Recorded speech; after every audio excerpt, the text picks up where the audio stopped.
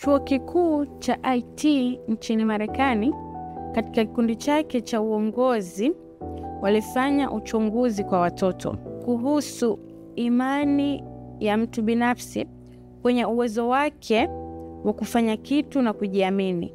Wanasema, ikiwa wewe mzazi utamwambia mtoto wako kwamba huwezi kufanya jambo fulani, utamwambia japo mara moja tu, mfano, huna uwezo, huna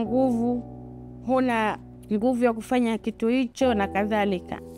Sasa basi, ili maneno haya ambayo umemwambia ya kuvunja moyo wake yapotee akilini mwake, inabidi asikie mara 17 kwa watu tofauti 17 kuambiwa kwamba hapana, wewe pia una akili, wewe pia unaweza, wewe pia una nguvu za kufanya jambo hilo.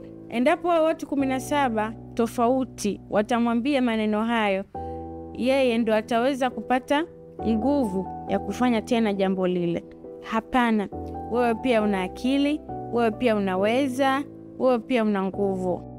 Basi inabidi tuangalie katika kila maneno tunayotumia kuwavunja moyo watoto wetu, ni kiasi gani tunapoteza uwezo wao wa kujiamini. Basi tujiulize wenyewe, kwenye maneno ambayo tunatumia kuwaambia watoto wetu kutwa nzima, je, tunawasaidia kujifunza kujiamini au tunaharibu kabisa imani zao?